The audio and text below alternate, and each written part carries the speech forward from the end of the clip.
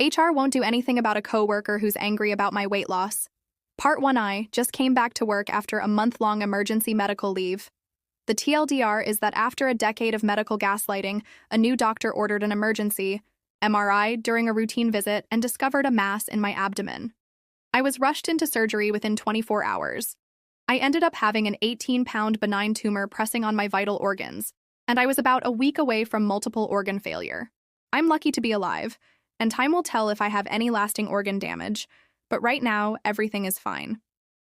Mentally, I'm struggling with a few things, but the only outwardly noticeable impact is that I've gone from a size 20 to a size 8. Nobody on my medical team anticipated a change this drastic, but I'm healthy and lucky. I was expecting to get a lot of questions from my coworkers because curiosity exists. I had a basic emergency surgery, but I'm fine now answer that almost everyone accepted, except one coworker named Aubrey. On my first day back to work, Aubrey came up to me and said, "I wish you had come to me to lose the weight instead of resorting to such drastic measures. You're going to gain it all back, you know. I'll be waiting." I was aware of Aubrey's reputation, but since we never worked together, I didn't think it would be an issue. She's one of those people who think they're a fitness expert and calls herself a health coach. Nothing to do with the company we work for. She has a reputation for giving out unsolicited and incorrect health advice, and is always commenting on people's food choices. I was speechless when she asked why I opted to get butchered instead of putting in the hard work to lose the weight. There's nothing wrong with someone choosing surgical weight loss options, but that's not what happened to me, and I really resented her aggressive attitude and her spreading rumors. During my second week back, she came by my office at the end of the day in athletic gear, offering to go with me if I was too afraid to go to the gym alone. At the time, I wasn't even cleared to lift my kid, do laundry, or climb a flight of stairs, let alone go to the gym with this crackpot. I don't remember what I said to her, but she left by saying I'd gain the weight back because I'm lazy. The next day, Aubrey ranted angrily about me in a meeting I wasn't in. I missed it for a follow-up, ironically. I don't know everything that was said, but the gist was that if I can't dedicate myself to weight loss, I obviously can't see my work obligations through. HR called for a red flag mediation. At our company, mediation can impact your bonus opportunities for the year. I have no idea why I'm in mediation when she's the one being an asshat.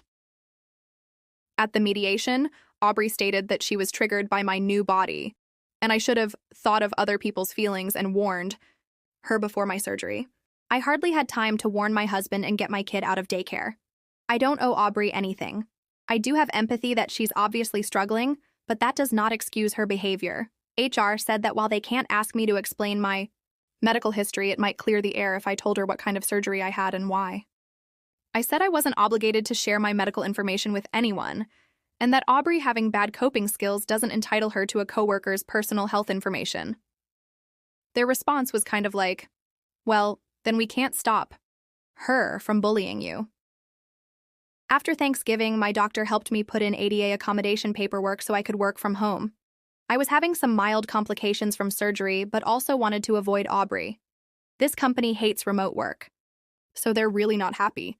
Aubrey still emails me workout videos and diet plans, and when I forward them to HR, their response is, "Noted. Do you know when you're coming back to the office?" I've been thinking about escalating this to corporate with an employment lawyer. Is that overkill? I'm still in a sensitive place after my surgery, and I have no energy for this, especially since Aubrey is fixated on weight loss, which was the primary way doctors gaslit me for years. I've been with this company for 5 years, and I'm just exhausted and disappointed in how they're handling this. I want it over.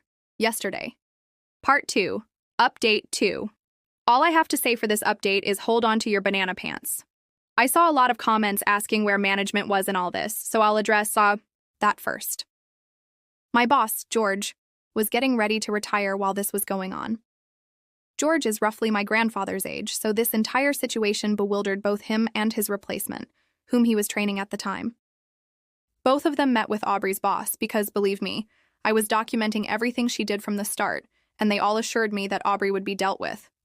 None of them recommended the red flag mediation. That was HR's idea. I was given details of the meeting where Aubrey ranted about me, and it was horrible.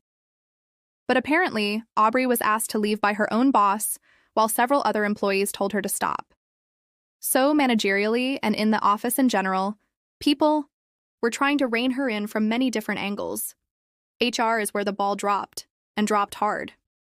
This company just has a poor HR structure and a weak system for entry to mid-level HR.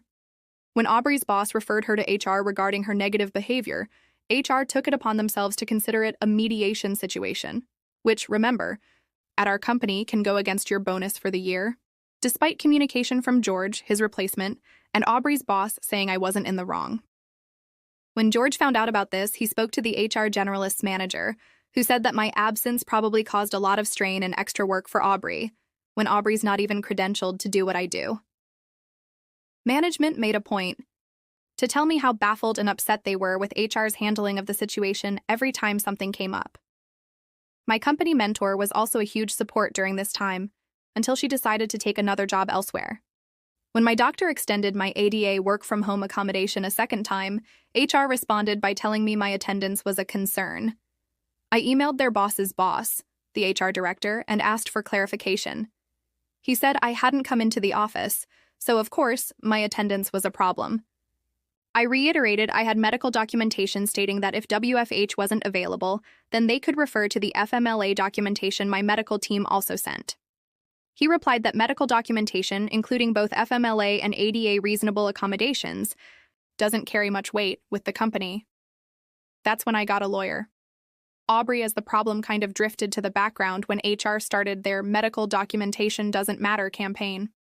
On my lawyer's recommendation, I contacted the HR executive team, which is where this whole cursed situation came to light.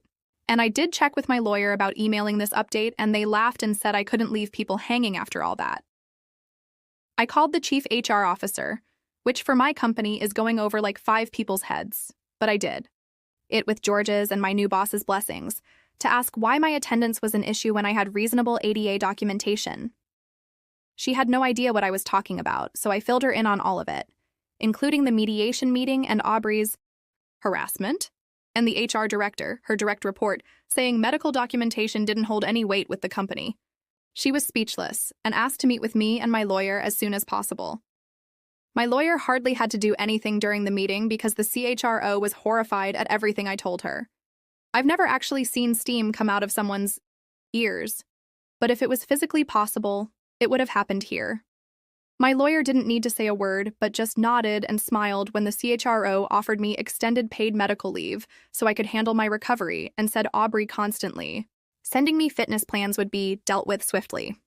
I didn't hear anything out of Aubrey for a long time, but I did hear through some gossip channels that the HR staff involved in the red flag meeting, threatening to write me up, were let go. Aubrey wasn't fired because they believed she was misled by HR, so I understand that part even if I don't agree with it, but she was on a tight PIP for a while. Then she showed up at my house. Now we move from banana pants to a full-on banana ensemble. I'm still on leave. And out of the blue, Aubrey showed up at my door on a weekend with 2 other women in tow. And the commenters guessed it. She's in very deep with an MLM. Or maybe a cult. I can't be sure at this point.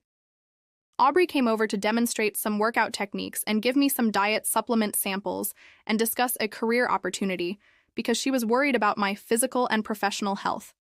She didn't make it. Past my mother-in-law, who has been a godsend through all this.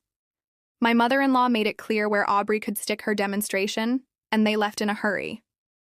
I notified my lawyer and the CHRO, and suffice it to say, Aubrey is now a full-time wellness coach. I'm happy I went with my gut and got a lawyer because the company has changed so drastically over the last year. With the toxic HR department encouraging behavior like Aubrey's and spreading false information about medical leave and time off, the company is almost unrecognizable. Also, with my boss and mentor both gone, I don't know if I'm going to go back once I'm medically cleared. The company is also undergoing a restructuring right now, and my department may end up distributed between other parts of the company, or even other parts of the state. I have been looking at jobs and doing some resume drafting for a full-time remote position, since it feels like it might be a better fit. But many thanks to the comment section and all the support. Part 3. Update 3. I got an offer from a local company that's going fully remote with administration and management meeting up once a month. The salary was right, it's 90% remote, and it's a good fit, so I'm happy with it. My role is HR adjacent as head of payroll. I report to the COO and was hired by the CEO and COO. I walked into our first admin meeting, and who is sitting across from me but the HR director, who told me medical documentation doesn't matter and orchestrated my red flag meeting. Let's call him Bob. Bob is the interim HR director for this company. Bob looked very uncomfortable when he saw me. We went through some employee files, including several who are on maternity leave and 2 who were injured on a job site. Bob got quieter as we began, reviewing medical documentation and approving paid leave. I smiled and looked him in the eye every time I asked, "And does Jill have her medical documentation?" "Great. Medical documentation holds a lot of weight. That's important information to have." He looked like he wanted to melt into his seat.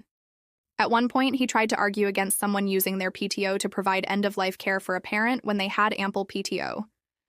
I smiled and said, "You're right, our employee support fund should cover half of this time.